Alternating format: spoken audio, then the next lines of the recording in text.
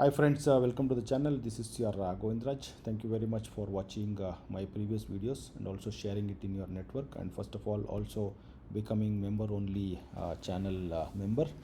And today we are going to talk about an important topic which is related to maternity benefit in case of contract employees. See, if you look at the contract employees, the principal employer is a secondary employer or is not the immediate employer. The contractor is the immediate employer and he is responsible for taking care of all the statutory benefits, which includes maternity benefit. And if you look at the employer and employee relationship, that lies with the contractor, so therefore he is primarily responsible. However, when you look into the statute provisions, we have to read very carefully. In case if the contractor does not take care of this responsibility, does it pass on to the principal employer? So this is what we are going to discuss about this in this video. But before that, let me give you a quick update. And if you look at today, this channel membership channel is also now opened. Now the entire channel today has got 175 plus free videos, and there are 40 plus member only technical videos with clear case laws and explanations. And in this member only channel, there are already 4 post modules are available, and code on wages 2019 full module is available. And tomorrow going ahead, all the labor codes modules will get uploaded to this member only channel. And also weekly upload of technical videos with clear explanation and case laws are will be provided in this membership channel. So therefore, in case you still have not taken the membership, I would request you to take the membership for continuously watching and also for intense learning. So this is the professional membership. This membership levels has got 3 levels, and the professional member is the primary level, and the second one is the advanced professional. So this is the second level. Easy access to new videos, member shoutouts, and also member only videos. Whereas professional, you will get the selective videos in this only professional, whereas in the advanced professional, you are going to get access to all the members only videos. And coming back to the higher level, this in case you opt for with me via social media, in case you have any clarifications on any matters, so I will be available for you on the social media. So well friends, now let me get into the topic of this contract labor, who is responsible for the taking care of maternity benefit. Now in this video, I'm going to talk about the relevant provisions of Contract Labor Regulation and Abolition Act 1970, and also we will get into the specific provisions of the Maternity Benefit Act 1961, and also in the future what is going to happen, the Code on Social Security 2020. And why I am taking this topic is very importantly because the contractor works for only the service charges, and if the contractor has not negotiated the payment of maternity benefit with the principal employer, then there is a conflict arises. And the principal employer, if he sticks to the contract, then there will be a ambiguity between both of them, and if the contractor fails, then can the responsibility be fastened on the principal employer? That is what we are going to examine. Now, before getting into this topic and conclusions, currently what are the provisions are available under Maternity Benefit Act 1961? Can principal employer be still liable when the contractor does not take care of it? Now let me get into this topic. Now if you look at the employer definition under section 2D, in case of private establishment, this defines the person who are the authority which has the ultimate control over the affairs of the establishment. Now this establishment includes factory, mine, plantation, shops and establishment. So these are the connecting provisions which we need to know before concluding how the responsibility can be fastened onto the principal employer. Now the maternity benefit is defined in subsection 1 of section 5, and if you look at the definition of maternity benefit, this is the payment at the rate of the average daily wages for the period of our actual absence. So our actual absence can be maternity or illness, or various scenarios are provided in the Maternity Benefit Act.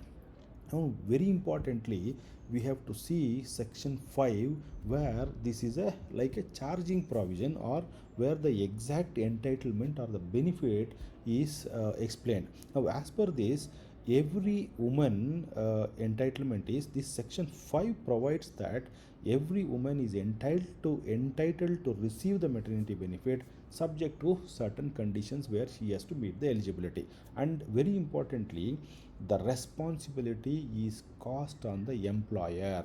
So the only word employer is available, where the employer, we have already told, a person who or the authority which has the ultimate control over the affairs of the establishment. Now the establishment here is the principal employer's establishment, because the contract labor is going to work in the establishment of the principal employer.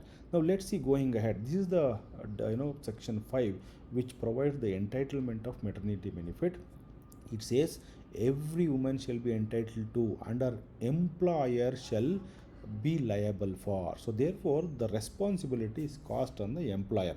Now who is the employer is also the very importantly here, because whoever is taking care of the establishment, he is responsible to take care of the responsibility of maternity benefit. So therefore in the case, it is not the principal, it is not the contractor establishment, this is the principal employer establishment in case of contract labor.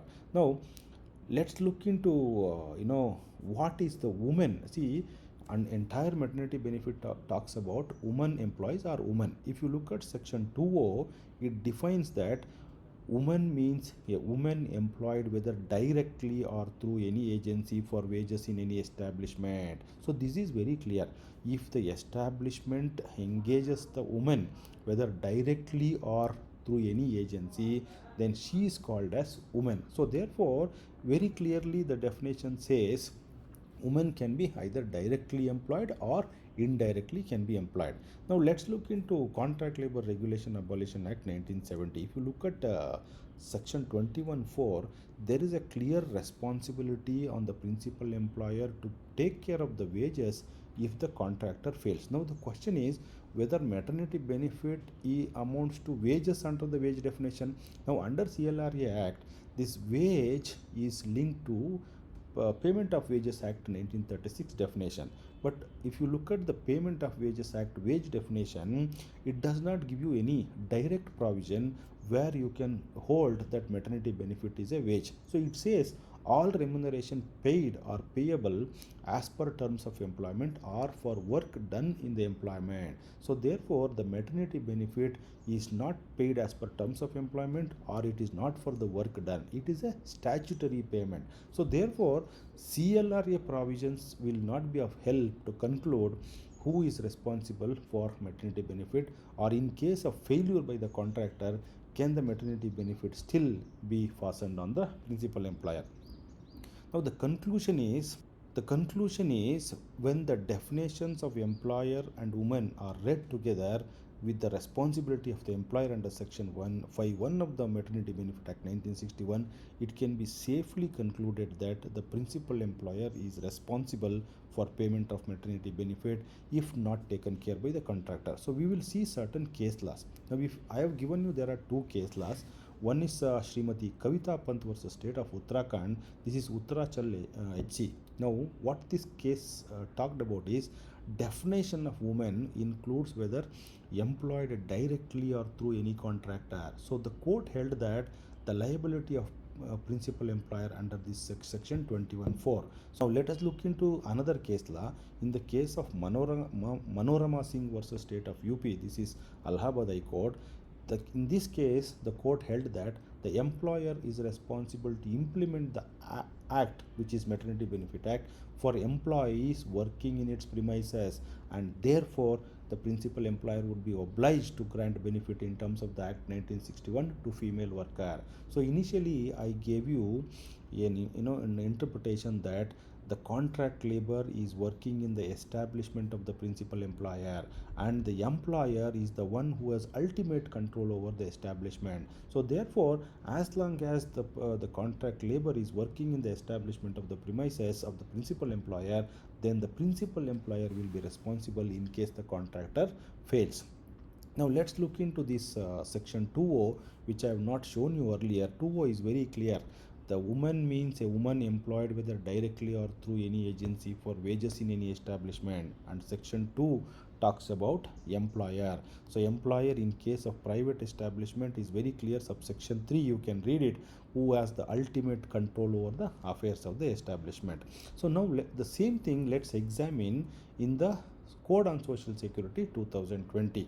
Now, if you look at in the code, the employee definition under section 226, it very clearly covers engaged either directly or through a contractor, irrespective of the roles and responsibilities. The code is covering both contract and regular employees. And even you look at section 227, the employer definition. Employer means a person who employs whether directly or through any person. So the employee definition covers contract employees, the employer definition covers contract employees, and the charging section is section 60. If you look at every woman to receive the maternity benefit, and here also the responsibility is cast on the employer.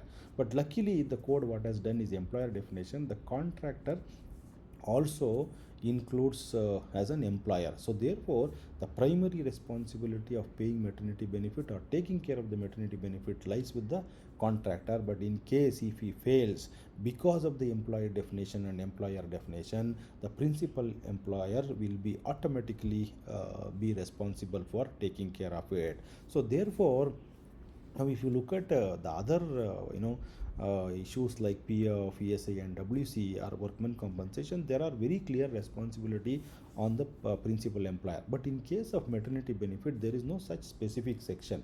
But if you look at the woman definition under section 291, it also says whether directly or through any contractor. So you read woman definition, employee definition and employer definition.